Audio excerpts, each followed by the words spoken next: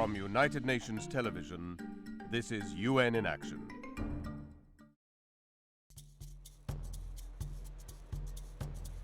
Gorée Island, Senegal. This is the house of slaves and its door of no return.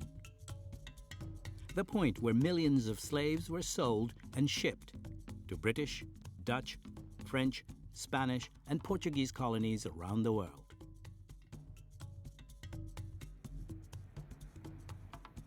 Centuries later, in 2007, the United Nations General Assembly agreed to establish a permanent memorial on the grounds of the United Nations in honor of the victims of slavery and the transatlantic slave trade.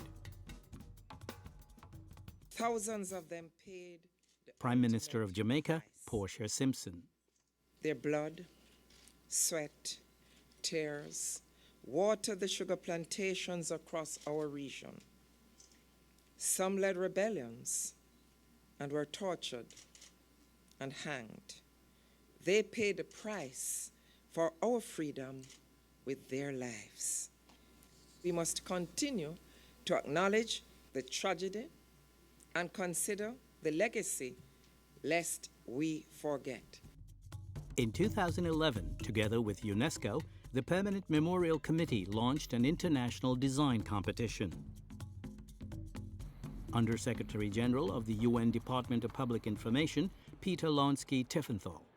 It was very important to set a symbolic gesture, a sign here at the United Nations headquarters to commemorate the victims of transatlantic slave trade. And through that experience, be reminded of the atrocities committed, and at the same time to make sure that events like this would not occur again. Some 310 nationals from 83 countries and 5 continents submitted their proposals. 16 made the initial cut.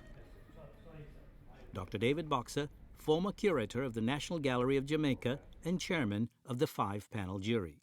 Up to that stage, this was a blind competition. We knew nothing about the participants. And from that blind competition, we were able to choose 7 people, and then we were informed who they were. And I tell you, there were some surprises.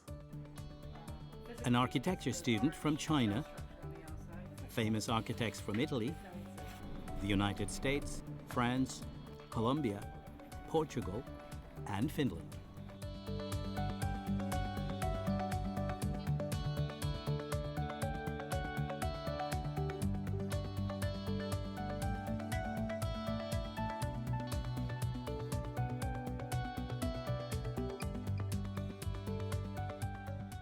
Among the 7 finalists, only 1 model would be chosen.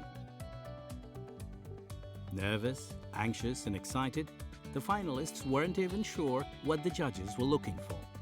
The big challenge for me was to find something that spoke to both things. The tragedy itself, which requires a memorial in a more traditional sense, and something that's aspirational, something that looks towards the future, and that deals with the whole question of hope. I know this is the moment we've all been waiting for. The winning design for the permanent memorial is Mr. Rodney Leon's Arc of Return.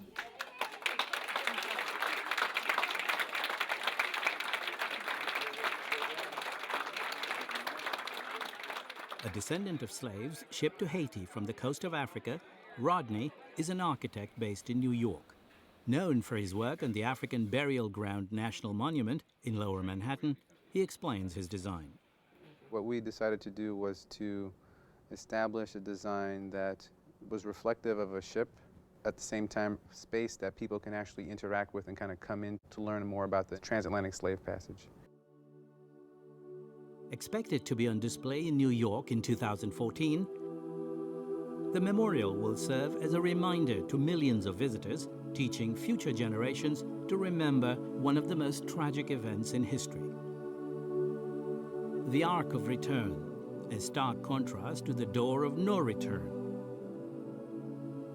will stand as a call to action to ensure that this tragedy is never to be repeated.